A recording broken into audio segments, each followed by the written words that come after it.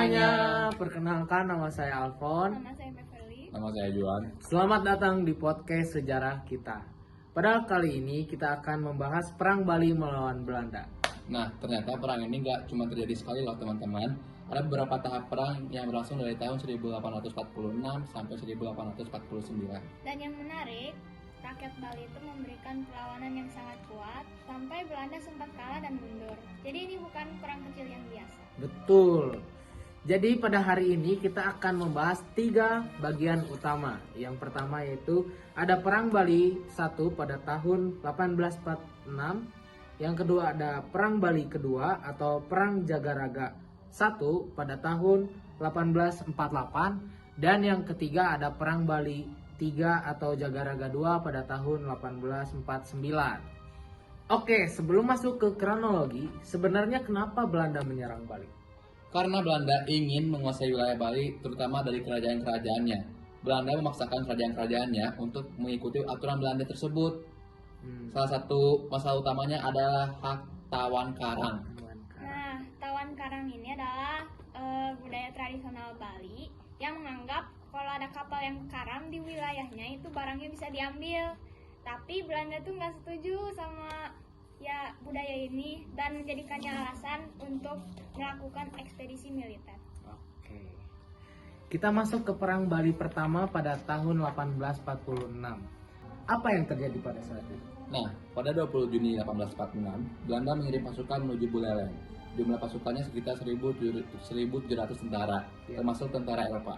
Belanda juga memberikan ultimatum kepada Raja Buleleng, tapi ultimatum itu nggak mendapat tanggapan yang memuaskan menurut Belanda. Akhirnya pasukan Belanda mendarat di Buleleng dengan perlindungan tembakan dari kapal perang mereka. Apakah rakyat Bali melawan pada saat itu? Iya, bahkan lebih dari 10.000 pasukan Bali mencoba menghalangi pendaratan Belanda.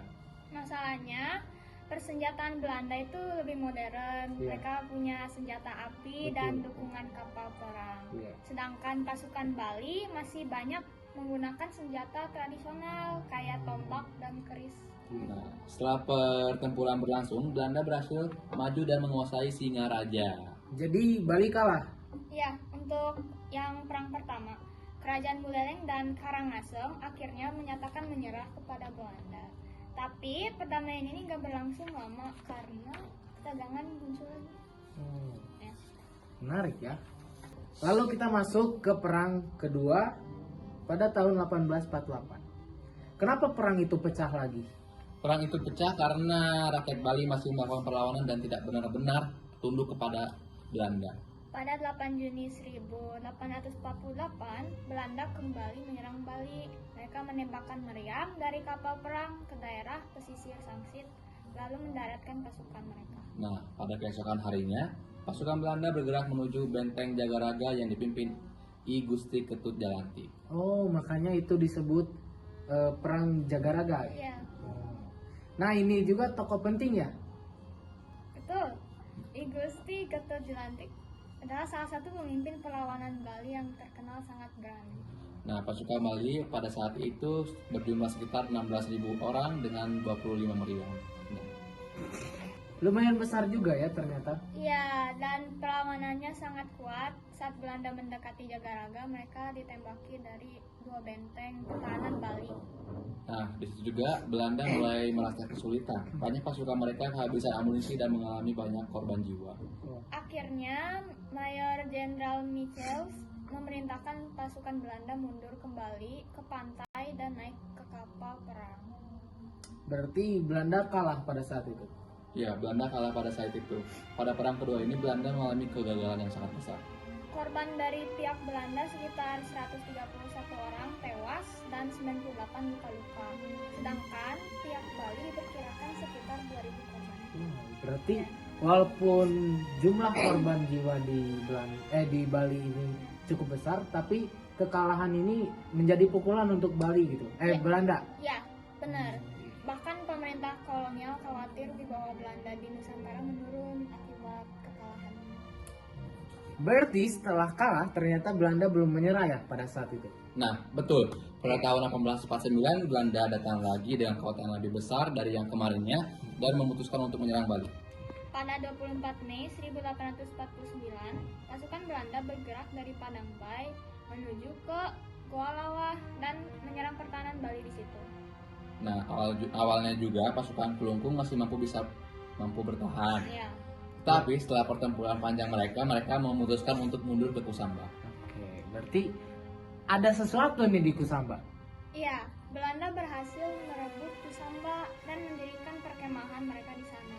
Tapi malam harinya tuh pemimpin Kelungkung merencanakan serangan balasan. Wow.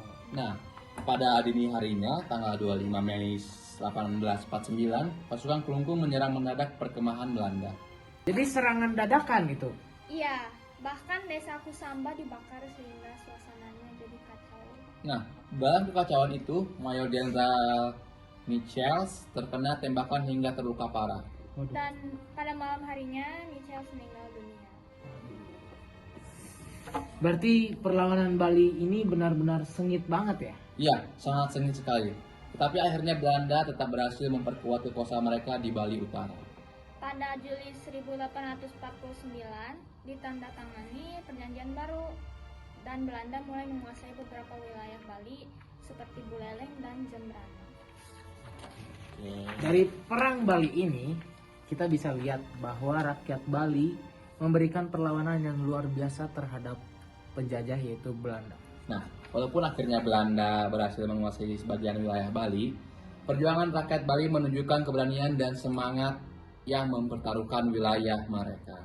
Tokoh seperti I Gusti Ketut Jelantik juga menjadi simbol perjuangan rakyat Bali melawan penjajahan. Oke, itu dia pembahasan podcast kita hari ini tentang perlawanan Bali melawan Belanda. Jadi kalian bisa memahami dengan ringkas dan gampang gitu. Karena kita ini sudah merangkum lebih dari cukup. Oke, sampai segitu aja ya guys podcastnya. Bye. Bye.